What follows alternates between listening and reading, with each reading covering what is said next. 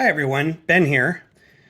Normally don't do this, but this is a project that I've been working on that I kind of wanted to share a progress update kind of thing as I went along because it's a mock that is having me expand my comfort zone a little bit and build things that I normally wouldn't, and is giving me some challenges. So I thought I'd share what we're doing. This is part of a large group project through our LUG, through project support, which is a program that LUGs have access to through Lego. And it allows us to design and build big projects like this and get the parts to do so. Last year we did the Mars base, if you remember the Mars base. The year before that we did a big castle wall. Other projects include our sister LUG did a Statue of Liberty.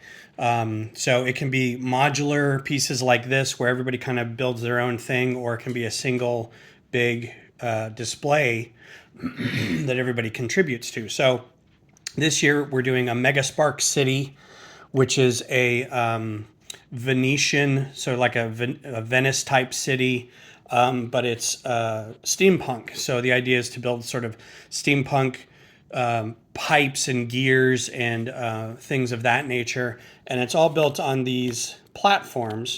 This is the base kit, these platforms along here. It comes with the water. It rises up a little bit, and then you get some cobblestone sidewalks that go all the way around. That's kind of the base kit. So you can have a corner, a side, a middle piece that doesn't have anything. So what I thought I'd do is have a working windmill and light tower or lighthouse. And I took the idea from the lighthouse from the actual motorized Lego set, but I'd never done any motorized Lego models before. I had done some sort of clockwork things, or if you moved a crank, it would do some stuff, but it was very rare that I would do anything like that. So this is a new experience for me, is figuring out the gearing for everything, where to put the motors and the hub and the wiring and everything. And I'm actually going to be redoing this whole bottom here, and I'll explain that in a second. But for now, I've got the hub kind of built into this section of the building. I could turn the Bluetooth part of that on and have it connect over here. Now, if you haven't worked with Powered Up before, you need a dedicated phone or tablet to be able to run it. And as soon as this goes to a lock screen or you switch apps, this will stop. So it's a little limiting. I'm not a huge fan of it because I would rather use my phone for it, but without it being active, it won't run. So I've got the two motors and a light going connected to this, and you can see just barely any speed. I've got it reduced down as much as I can. We've got a light up here. We got the windmill here turning, and then I've got the light up at the top. You can barely see that probably. This is going to be the same as the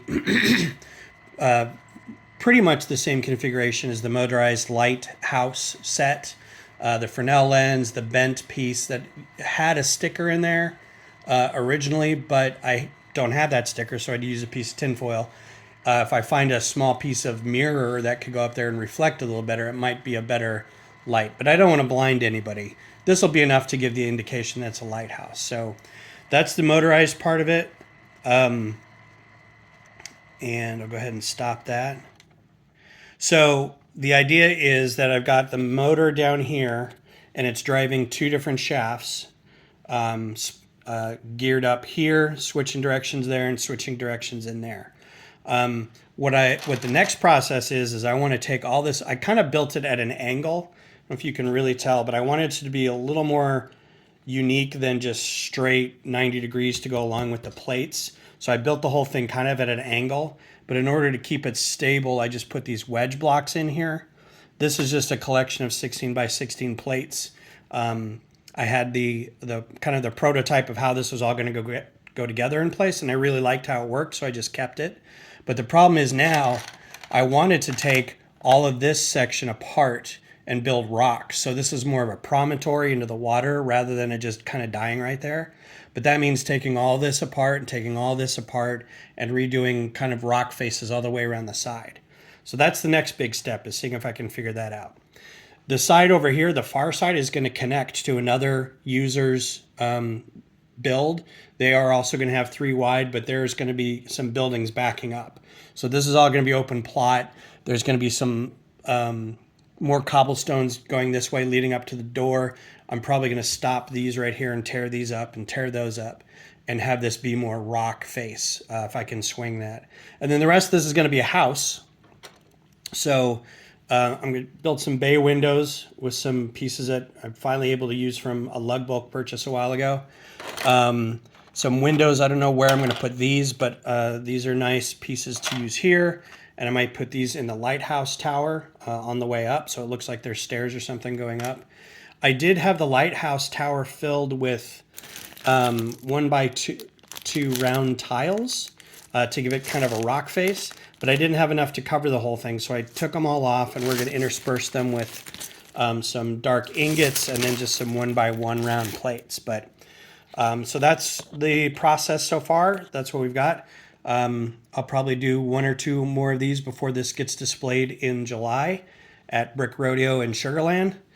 So if you'd like to see about 20 more of these show up, there's a lot of big builds that have already been put up already, and they're very, very cool. So I hope you enjoyed this. I'll do some more progress videos later, and we'll talk to you soon.